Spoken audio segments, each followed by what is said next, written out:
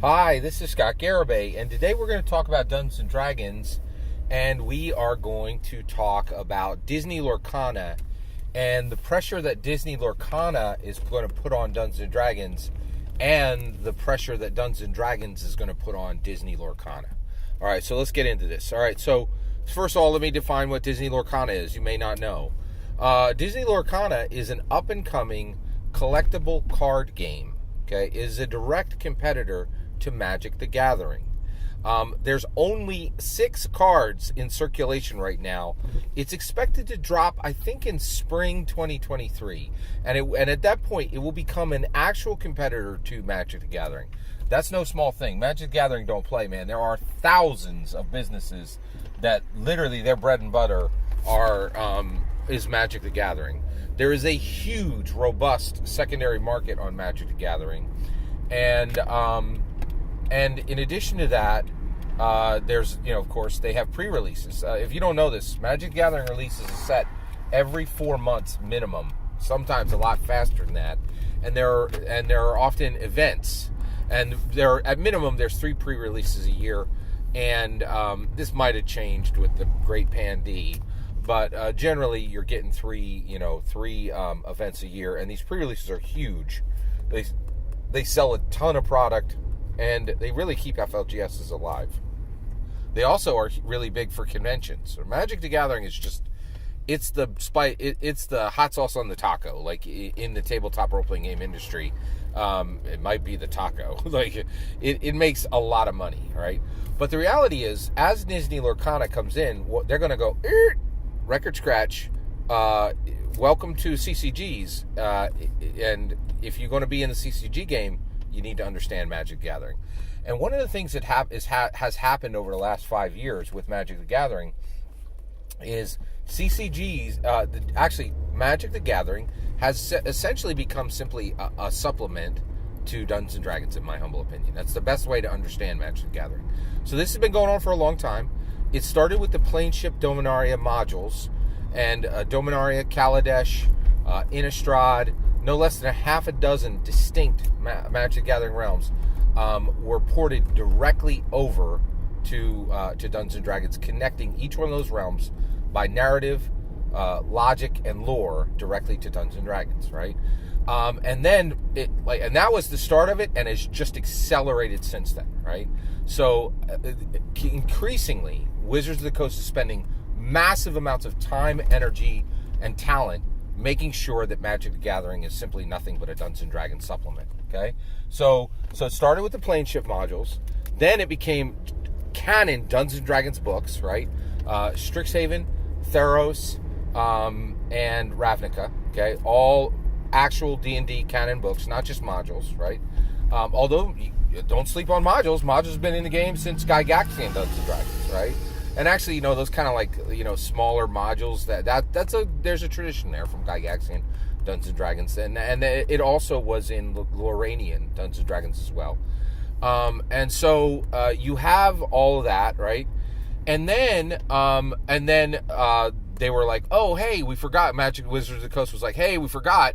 We're going to make Forgotten Realms the default Magic the Gathering setting. Here is your Magic the Gathering Adventures in Forgotten Realms.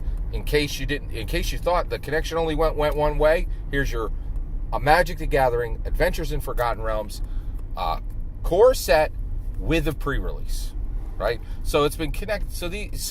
And why would they do this? Well, believe it or not, Peter Adkison, back in 1997, bought Dungeons and Dragons, and it was his happiest day, right? Like, he realized he had Magic the Gathering, but he spent $35 million to buy Dungeons and Dragons and bought $30 million of debt with it.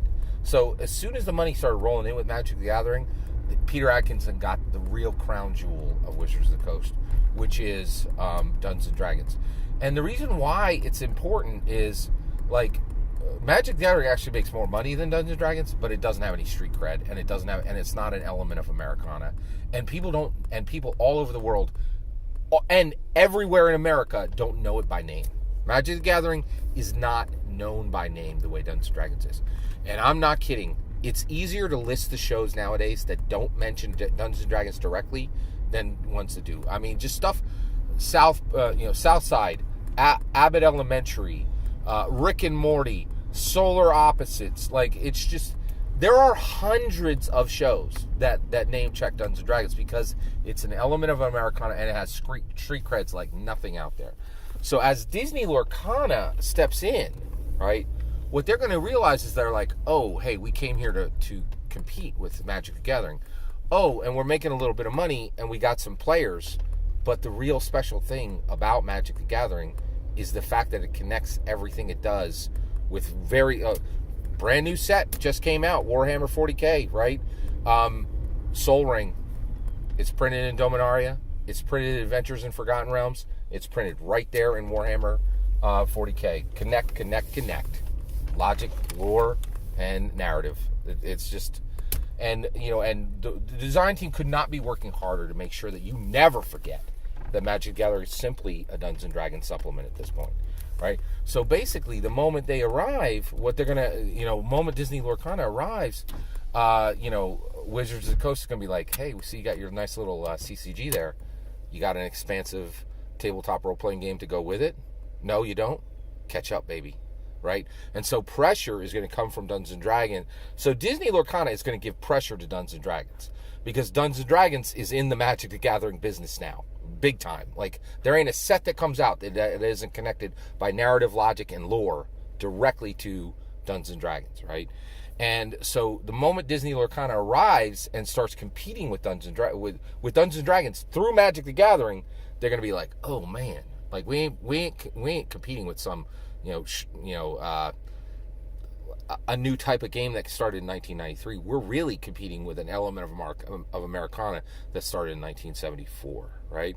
So Disney Lorcana is very interesting, right? And just to be clear, the reason we're talking about this right now is the one card is $900. The Mickey Mouse Disney Lorcana is $900. And get this, the moment they start making Disney Lorcana, you and me going to be interested, right? And the reason why is once they realize and they may already know this, right, that they need a tabletop role-playing game connected to their Disney Lorcana because they don't want to be a crap CCG who has nothing, like Magic the Gathering's like, oh, hey, Gary Gygax, 1974, goes all the way back. You like 1980s Saturday morning cartoons? An element of Americana where the Transformers and a bunch of other cool stuff was born. We're here. Magic the Gathering is brother, D&D. Magic the Gathering is a supplement and is just a supplement for Dungeons and Dragons. And so when Disney Lorcana arrives, they're going to be like, oh man, we got people playing the tournament, we got a little bit of money flowing in, but we ain't got that juice, right? That cultural juice. And that's where Dungeons & Dragons is. All that's my humble opinion. I'd love to hear yours. Let me know in the comments below. Please consider liking and subscribing, and have a wonderful millennium.